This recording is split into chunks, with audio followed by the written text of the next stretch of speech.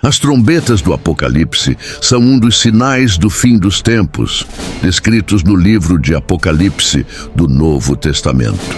As trombetas referem-se às catástrofes que vão ocorrer nesse mundo, após o surgimento dos 4 cavaleiros do Apocalipse. Portanto, elas tratam das destruições finais do planeta Terra e o seu entorno. Aí vão começar tudo de novo.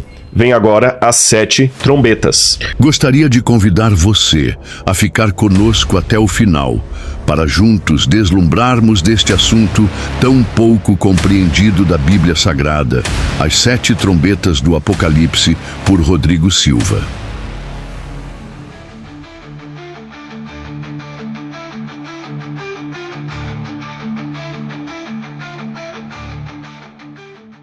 Falamos de 7 cartas, 7 selos, 7 selos, e agora 7 trombetas. E as trombetas, se você for olhar, elas estão em paralelo com o capítulo 16. As trombetas estão no capítulo 8, 9 e 10. Elas estão em paralelo com as 7 pragas do capítulo 16. Ah, é? E trombeta tem um significado o quê? De anunciação? Anunciação, guerra, festividade, juízo. Tá, começar alguma coisa. Exatamente. Anunciar para todo mundo que que a guerra está começando. Tá. Ou seja, Deus está em guerra contra o mal. Tá. E por que tem paralelo com as pragas lá? Lembra que eu falei do quiasmo, que as partes vão se encontrando? As trombetas caem nos mesmos lugares das 7 pragas. Entendi. A primeira trombeta, por exemplo, ela cai justamente sobre... Aqui, olha, a primeira trombeta, houve granizo, foi atirada à terra. A primeira praga também é sobre a terra. Depois a segunda trombeta é atirada sobre o mar. A segunda praga é sobre o mar. A terceira trombeta é uma estrela cai nos rios. A terceira praga é sobre os rios. A quarta trombeta é sobre o sol. A outra também é sobre o sol. Então aqui é Deus fazendo guerra contra o mal. A ideia das pragas e das trombetas é mostrar o seguinte: Deus é amor, mas é justiça. Deus está irado. É que hoje a gente vive numa época que as pessoas criaram certa dicotomia, separação de Deus que é errada. Eles fazem uma separação entre o Deus do Antigo Testamento e o Deus do Novo Testamento. Teve uma heresia antiga de um cara chamado Marcião, que dizia a mesma coisa, que o Deus do Antigo Testamento é severo, mal, o do Novo é bonzinho. Eu acho que até tem uma imagem das 7 trombetas pra gente ver aí, se ele colocar lá. Você falou certo, correto. As trombetas na Bíblia, elas têm um sentido de anúncio. Quando um exército ia atacar o outro, primeiro anunciava com a trombeta. E aí a gente vê, uma imagem de inteligência artificial, é claro, mostrando que cada vez que uma trombeta de Deus soa, algo acontece na Terra. Então eu estava falando aqui... Agora imagina isso... Se acontecer uma trombeta poderosa que o mundo inteiro escuta, vai ser de arrepiar o negócio. Mas pior que eles não vão escutar desse jeito. Esse que é o ponto. Não. Deus está falando de outra forma. Aliás, eu vou lembrar agora o autor que falou, o C.S. Lewis, falava que muitas vezes... O escritor de Nárnia, né? De Nárnia, exatamente. Que o sofrimento é o megafone de Deus para um mundo que está ensurdecido. Poxa... É o megafone de Deus para o mundo. Então, essas trombetas não soam mais como uma trombeta, elas soam através das catástrofes que as pessoas não param para analisar. E aí vem aquele ponto que eu comecei a falar e não desenvolvi. A diferença do Deus do Antigo Testamento para o Novo. Que teve um cara chamado Marcião, herege, que lá no passado ele falava que havia o Deus dos hebreus e o Deus do Novo Testamento. E ele odiava. Até o Novo Testamento ele só aceitava mais ou menos uma parte do Novo Testamento, nem todo o Novo Testamento. E até hoje tem pessoas que pensam assim: o Antigo Testamento acabou, caducou, esse Deus era perverso, o Deus bom, o Deus do Novo Testamento é Jesus. Gente, em primeiro lugar, isso para mim não faz o menor sentido, porque Jesus, em toda a sua pregação, ele fala que ele veio revelar o Pai. Então, das duas, uma. Se ele veio revelar o Pai, e Jesus em nenhum momento desautorizou o Antigo Testamento, nem falou que estava ultrapassado, ele falou bem claro: não vim revogar a lei ou os profetas, eu vim cumprir. E cumprir não é no sentido de cumprir, acabou, não tem mais nada para fazer, não, porque ele continua dizendo, ele continua: ainda que o céu e a terra passem, nem um i, nem um tio jamais cairá da lei até que tudo se cumpra.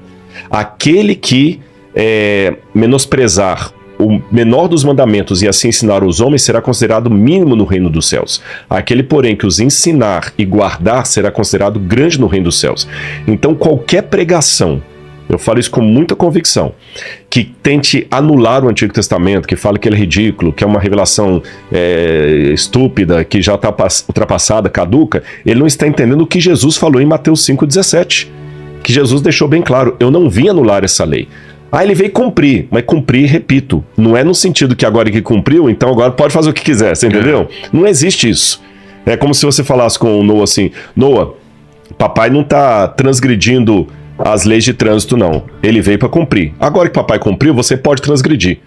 Não existe isso. Vim para seguir. Eu vim para seguir para você ser o modelo. E eu falo com você tem que seguir como eu estou seguindo. Por minha graça, é claro que por nós mesmos nós não podemos. E esse Deus do Antigo Testamento, ele ama tanto como o do Novo. E o do Novo é capaz de se irar tanto quanto o do Antigo. Quer ver uma coisa interessante? Quando a gente leu sobre o sexto selo, eu vou relembrar uma coisa aqui. Fala assim, olha. E disseram aos montes, caiam sobre nós e nos escondam da face daquele que está sentado no trono e da ira do cordeiro. Cordeiro é o animal mais fofinho que tem, né? Mas esse cordeiro aqui pode ficar irado. Esse cordeiro pode ficar irado. Então, Cristo no Novo Testamento, ele também se ira. Você tem no Novo Testamento Jesus com o chicote expulsando os vendilhões do templo. Você tem Ananias e Safira caindo fulminados diante dos apóstolos porque mentiram. Tá certo? Você tem Cristo no Novo Testamento guerreando contra o mal.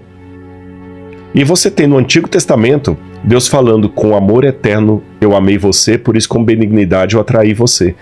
Então, as pessoas hoje pensam assim, é tudo ou nada. Se Deus é amor, então ele não pode ficar irado.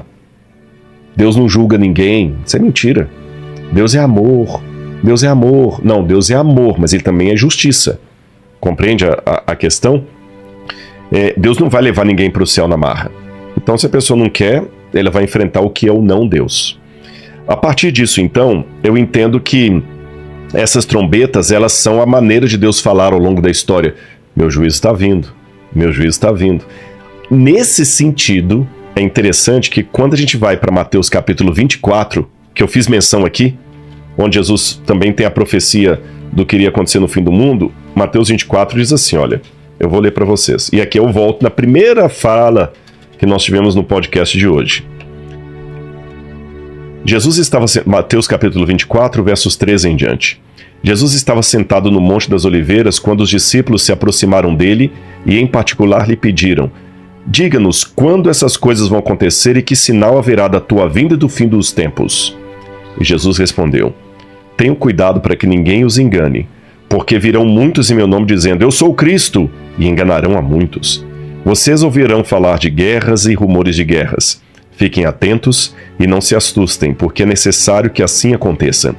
Mas ainda não é o fim. Caramba. Então guerra não é sinal seguro da vinda de Jesus. Não é, mas ainda não é o fim. Mas ele continuará dizendo. Mas ele continua. Porque nação se levantará contra nação, reino contra reino. Haverá fomes e terremotos em vários lugares. Porém, todas essas coisas são o princípio das dores. No grego, esse princípio das dores, eu estou com o Novo Testamento grego aqui, são as dores de parto, quando a mulher está para dar à luz. As internautas que estão nos assistindo aí, que são mães, podem dar no chat aí, pode falar a sua experiência.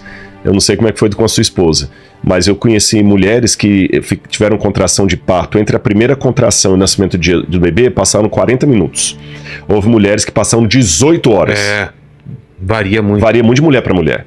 Então, aqui está a contração de parto. Paulo também fala, são a contração do parto. Então, Jesus falou o seguinte, as guerras não são sinal seguro do fim, mas elas são o início das dores.